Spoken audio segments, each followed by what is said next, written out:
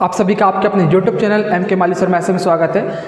ये हमारा वीडियो का पार्ट सेकंड है। यदि आपने हमारा पार्ट फर्स्ट नहीं देखा तो पहले आप पार्ट फर्स्ट देख के आ जाइए। 12th क्लास हिंदी मीडियम का, जैसा कि आपने वीडियो के थंबनेल में देख लिया होगा।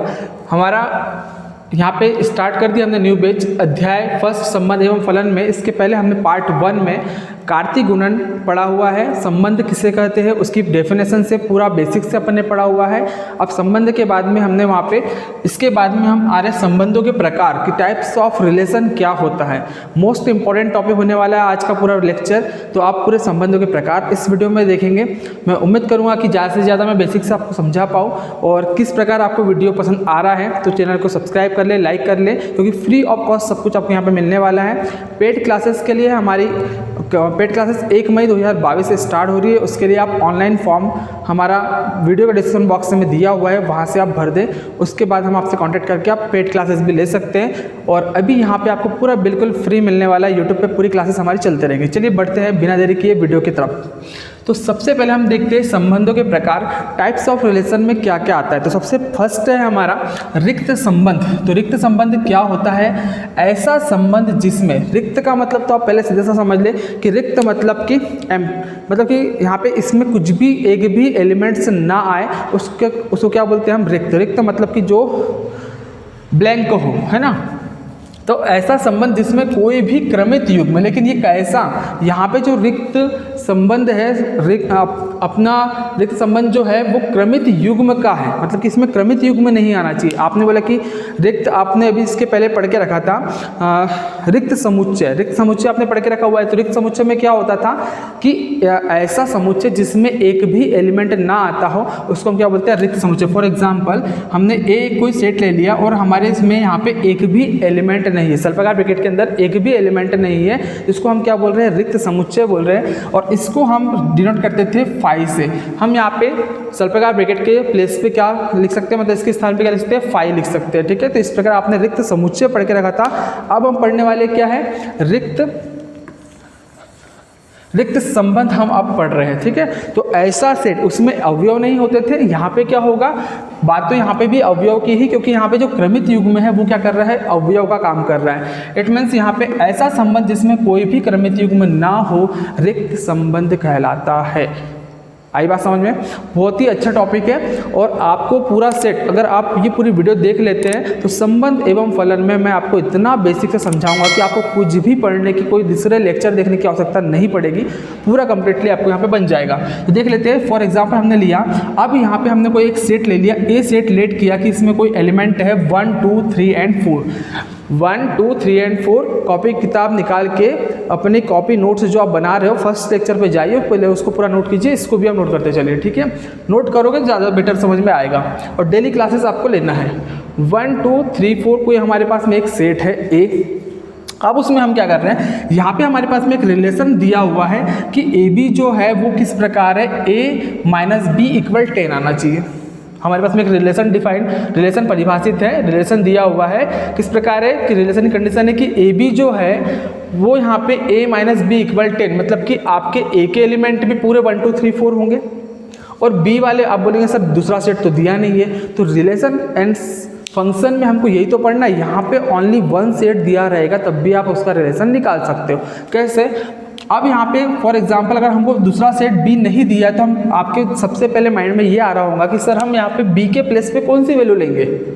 तो सीधी सी बात है कि जब यहाँ पे कोई भी नहीं दिया तो आप समझ जाएंगे कि ये जो रिलेशन है वो किससे परिभाषित है? ए से ए पर परिभाषित है। मतलब कि हम ए के प्लेस पे भी 1 2 3 4 लेंगे और बी के प्लेस पे भी 1 2 3 4 लेंगे। ठीक है।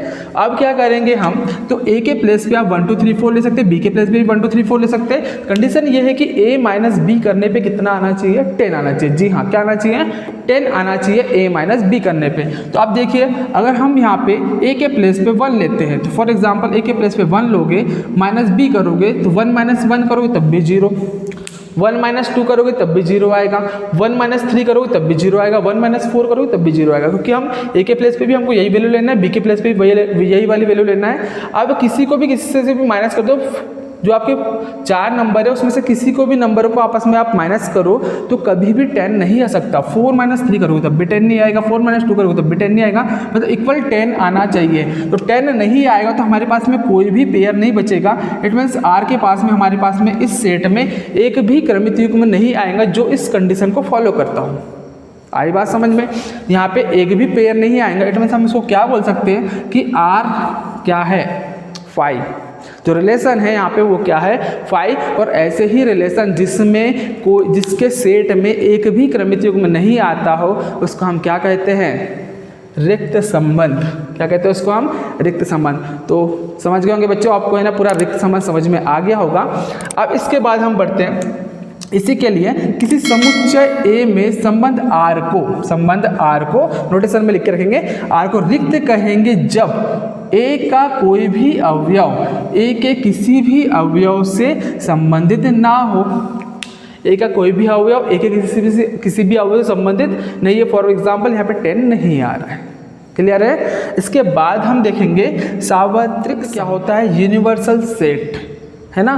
तो यूनिवर्सल सेट अभी हमको क्या करना है? पूरे टाइप्स पढ़ लेना है, उसके बाद में हम अच्छा डिटेल से पूरे चैप्टर को अच्छी तरह कर पाएंगे। ठीक है, तो देखते रहिए। हेडिंग डालना है आपको सार्वत्रिक संबंध, मतलब कि यूनिवर्सल सेट इसको इंग्लिश में कहा जाता है। किसी समुच्चय A में संबंध R को सार्वत्रिक संबंध मीन्स यूनिवर्सल सेट कहेंगे यदि A का प्रत्येक अवयव A के सभी अवयवों से संबंधित हो। यहाँ पे क्या है? अपोजिट। यहाँ पे A का प्रत्येक अवयव A के किसी भी अवयव से संबंधित क्या होगा? रिलेशनशिप नहीं रखेगा। इसमें A का हर एक अवयव क्या होगा? A से रिलेशनशिप नहीं रखेगा।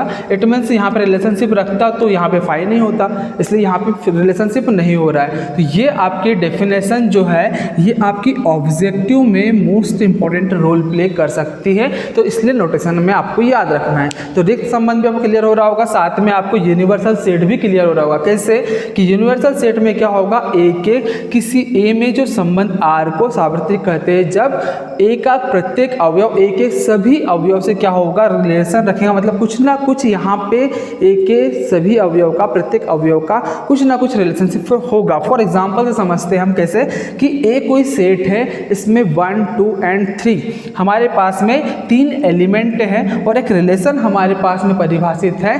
क्या रिलेशन दिया हुआ है? एक रिलेशन की कंडीशन है कि A B सच दैट, मतलब कि इस प्रकार है कि इस साइन को क्या बोलते हैं? इस प्रकार है कि B - A एक पूर्णांक है। B - A क्या है? एक पूर्णांक है। तो हम यहीं पे इसके आगे निकाल लेते हैं इसको। चलिए इसके आगे अब हम क्या करेंगे? B - A एक पूर्णांक है, ये कंडीशन को देखते हुए इसको ऊपर सॉल्व करते हैं। तो ऊपर सॉल्व करने के लिए यहीं पे देख लेते हैं कैसे होगा। यहाँ पे हम जो कर रहे हैं 1 मिनट,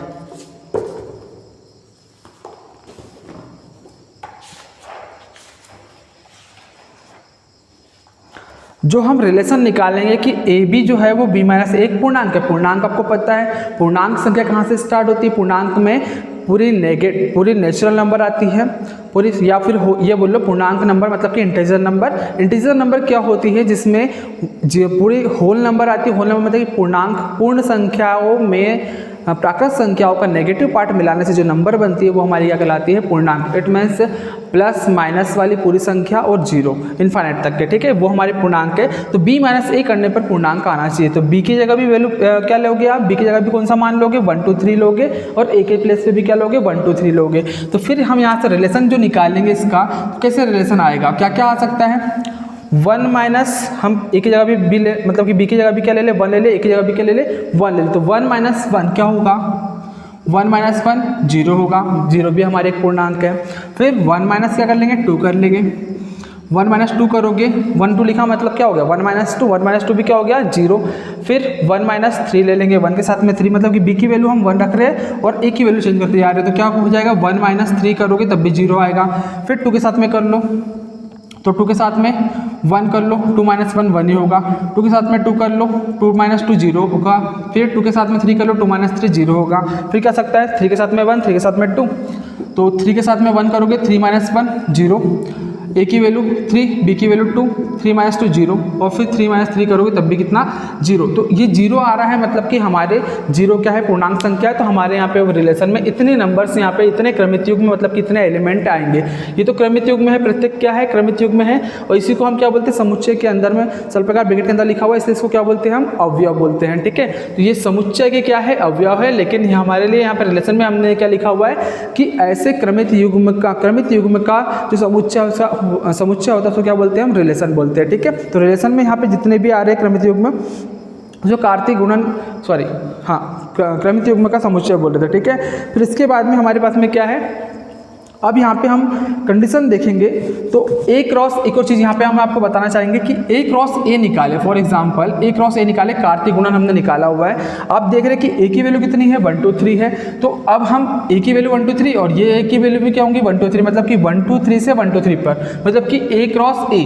तो दोनों में क्या कंडीशन हो जाएगी, फर्स्ट वाले ए का 1 का 1 से रिलेशन क्या हो जाएगा, 1 1, 1 का 2 से रिलेशन 1 2, 1 का 3 से रिलेशन 1 3, इसी टाइप से आता रहेगा यहाँ पे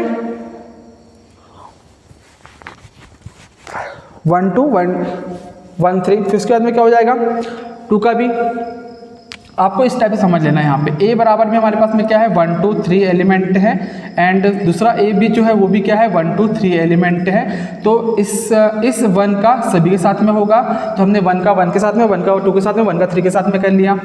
फिर हम क्या करेंगे, 2 का 1 के साथ में, 2 का 2 के साथ में, 2 का 3 के साथ में, इसी टाइप से हम क्रमित युग्म निकालते थे। क्रमित युग्म आपको ए क्रॉस ए कार्तीय गुणन आपको निकालना नहीं आ रहा तो जल्दी से आप हमारा पार्ट 1 देखिए पहले इस वीडियो का। हमने वहाँ पे क्रमित युग्म निकालना आपको बहुत ही आसानी से, बहुत ही बेसिक से सिखाया, क्योंकि वीडियो वहीं से स्टार्ट हुई थी, हमारा जो चैप्टर है वहीं से स्टार्ट हुआ है। क्रमित युग्म में अगर आपको नहीं कार्तीय गुणन निकालते नहीं आएगा तो मैंने आपको पहले ही बोला था कि जब हम यहाँ पे आगे के टाइप से संबंध, जब रिलेशन पढ़ेंगे तो सबसे ज़्यादा हमको क्रमित युग्म की जरूरत पड़ेगी, इसलिए आप पहले उस वीडियो को जरूर देखें। तो अब हमारे पास में क्या हो जाएगा, 2 1 2 2 और 2 3, कितना हो जाएगा यहाँ से 2 1 2 2 और 2 3। फिर हम निकालेंगे तो कितना हो जाएगा यहाँ से, 2 के साथ में सभी का हो गया, फिर 3 के साथ में सभी का होगा, तो 3 1 3 2 और 3 3, तो 3 1 3 2 और 3 3। तो आप देख पा रहे होंगे यहाँ पे जब हमने ए क्रॉस ए निकाला तो सारे एलिमेंट, अब कंडीशन क्या बन रही है कि जितने भी यहाँ पे रिलेशन में जितने भी क्रमित युग्म आए हुए हैं वो सभी के सभी क्रमित युग्म किस में है, ए क्रॉस ए में है। इट मीन्स यहाँ पे देखो इसमें 1 1 1 1 1 2 1 2 1 3 1 3 2 1 2 2, सभी आप देख रहे हो तो पूरे भी क्या है, एक समान ही है। तो हम यहाँ पे एक कंडीशन ये लिख सकते हैं कि जो हमारे पास में कंडीशन क्या बन रही है, यहाँ पे कंडीशन हम ये बोल सकते हैं कि R जो है, रिलेशन जो है वो क्या होता है, कार्तीय गुणन के क्या होता है, बराबर होता है, क्योंकि इसके सारे के सारे एलिमेंट क्या है, इक्वल है। ये भी एलिमेंट, सारे के सारे एलिमेंट जो इसमें रिलेशन में आ रहे हैं वही हमारे पास में क्या हो रहे हैं, ए क्रॉस ए में आ रहे हैं। मतलब कि यहाँ पे समुच्चय जो ए क्रॉस ए का जो समुच्चय, मतलब कि ए क्रॉस ए का जो कार्तीय गुणन है उसमें भी आ रहे हैं, और इन दोनों के एलिमेंट की संख्या जो है वो क्या, ये दोनों जो सेट इक्वल है, जब इसके आर एच वाले पार्ट इक्वल है तो लेफ्ट हैंड साइड मतलब कि एल एच वाले पार्ट भी क्या होंगे, इक्वल होंगे। इसलिए हमने कंडीशन क्या लिख दी कि आर इक्वल क्या होगा इस कंडीशन में, ए क्रॉस ए होगा। इससे हमने ये यहाँ पे निष्कर्ष निकाला कि जो संबंध होता है वो कार्तीय गुणन के क्या होता है, बराबर होता है। समझ गए ना।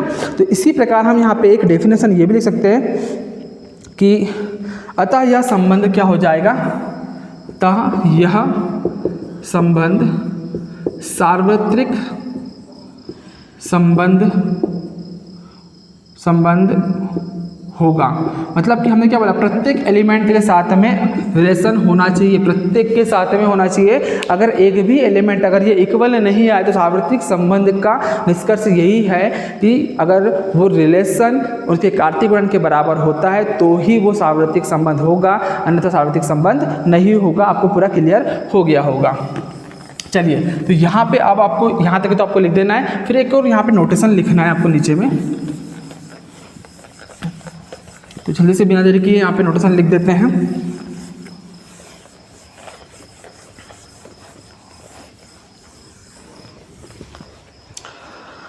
संबंध यदि कार्तीय गुणन के बराबर हो, नोटेशन में क्या हो जाएगा, संबंध यदि कार्तीय गुणन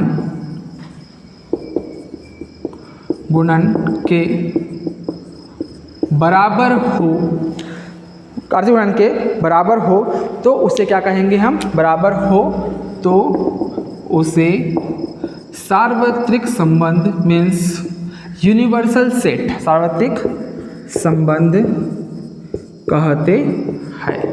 तो इस टाइप से आप बेसिक से पूरा समझ के होंगे कि सार्वत्रिक संबंध क्या होगा, उसे कार्तीय गुणन के क्या होगा, बराबर होगा। ठीक है, अब इसके बाद हम आगे बढ़ते हैं स्वतुल्य। ठीक है, थर्ड नंबर पे क्या आता है, अभी हमने फर्स्ट देख लिया, क्या देखा, फर्स्ट हमने रिक्त संबंध देख लिया, इसके बाद में हम सार्वत्रिक संबंध देख लिया, इसके बाद में हम पढ़ेंगे स्वतुल्य। ठीक है, तो चलिए थर्ड नंबर जो आता है वो स्वतुल्य, इसके बाद देखते हैं। थर्ड नंबर पढ़ रहे हैं स्वतुल्य। ये जो स्वतुल्य है ना, ये मोस्ट इंपॉर्टेंट रोल प्ले करने वाला है पूरे चैप्टर के लिए, क्योंकि अगर आप स्वतुल्य, सम्मित और संक्रामक, ये थर्ड जो पॉइंट है, अभी हम ने क्या पढ़ लिया है, रिक्त संबंध पढ़ लिया, संक्रामक पढ़ लिया, और अब सार्वत्रिक संबंध पढ़ लिया, रिक्त संबंध पढ़ लिया। उसके बाद में आता है थर्ड नंबर हमारा स्वतुल्य, और थर्ड नंबर में क्या आ रहा है, फर्स्ट आ रहा है स्वतुल्य, सेकंड सम्मित एंड संक्रामक। ये तीनों जो कंडीशंस है, ये अगर आपको समझ में नहीं आई ना तो पूरा चैप्टर समझ में नहीं आएगा बच्चों। इसलिए आप इस वीडियो को लास्ट तक जरूर बने रहें, और ये तीनों टॉपिक बहुत ही अच्छी ध्यान से आपको देखना है, उसके बाद ही आप इस चैप्टर के मैथ्स कर पाओगे। ठीक है, तो चलिए देख लेते हैं फटाफट से क्या है इसमें। तो बिल्कुल यहाँ पे जो स्वतुल्य होता है, स्वतुल्य क्या होता है, रिफ्लेक्सिव, इसको इंग्लिश में कहा जाता है क्या, रिफ्लेक्सिव। तो आज ये बस यहीं तक के हमारा बेसिक रहेगा, इसलिए इसको आप पूरे इस वीडियो को लास्ट तक, थोड़ा सा बचा है बस 3 से 4 मिनट का, आप उसको देख लीजिए, उसके बाद में अपन फिर क्वेश्चन पे आ जाएंगे। ठीक है, तो स्वतुल्य क्या होता है, पूरे इसी में बेस्ड आपके पूरे क्वेश्चन होंगे। तो स्वतुल्य में कंडीशन ये है कि समुच्चय ए पर परिभाषित संबंध आर जो होता है, ए पे परिभाषित संबंध आर, संबंध आर मतलब कि आर को हम क्या बोलते हैं, रिलेशन, रिलेशन को किससे करते हैं, आर से। तो आर जो होता है वो स्वतुल्य कहलाएगा, कब कहलाएगा, यदि प्रत्येक small A belongs to capital A के लिए। कैपिटल ए यहाँ पे एक सेट का काम करेगा, एक कुछ समुच्चय होगा, उसमें जो ए है वो क्या है, वो समुच्चय, उस सेट का एक ए जो है वो क्या है, एलिमेंट है। एलिमेंट मतलब कि वो क्या है, अवयव होगा, जो इसके अंदर सेट ए के अंदर बिलोंग करेगा। इसके लिए क्या है कि ए बिलोंग्स टू करना चाहिए संबंध आर, मतलब कि कोई अगर एक अवयव ए में बिलोंग करता है तो वही वाला अवयव, उसका उसी अवयव का क्रमित युग्म भी किस में बिलोंग करना चाहिए, उसके रिलेशन में बिलोंग करना चाहिए। तो ऐसा संबंध क्या होगा बच्चों, स्वतुल्य संबंध कहलाएगा। समझ में आ रहा होगा आपको। फॉर एग्जाम्पल मैं यहाँ पे लूँ कि यदि हमने फॉर एग्जाम्पल लिया कि 1 बिलोंग करता है ए में, कोई सेट हमारे पास में ए है, उसमें एलिमेंट है हमारे पास में 1, तो 1 बिलोंग करता है ए में, तो 1 बिलोंग करना चाहिए किसमें, उसके रिलेशन आर में। यदि ऐसा होगा तो ही हम क्या बोलेंगे कि ये जो संबंध कहलाएगा वो स्वतुल्य या फिर रिफ्लेक्सिव रिलेशन कहलाएगा, स्वतुल्य संबंध कहलाता है। और इसके ज़्यादा हम डिटेल में, अभी तो आप सिर्फ बेसिक से डेफिनेशन इतना ही याद रखो कि कोई भी एलिमेंट आए, फॉर एग्जाम्पल जैसे 1 एलिमेंट आ रहा है, हमने ले लिया कि यहाँ पे प्रत्येक एलिमेंट आना चाहिए। ठीक है, कि जैसे 1, 2 और 3 आ रहा है, तो क्या होना चाहिए इसे संबंध आर में, 1 भी हो उसके संबंध आर में आना चाहिए। फिर जो दूसरा एलिमेंट है तो 2 भी उसके रिलेशन में आना चाहिए, संबंध आर में। एंड तीसरा एलिमेंट क्या है हमारे पास में, 3 है, तो 3 भी उसका संबंध क्या होना चाहिए, रिलेशन आर में, संबंध आर में बिलोंग करना चाहिए। तो ही हम क्या बोलेंगे, संबंध क्या कहलाएगा, स्वतुल्य कहलाएगा।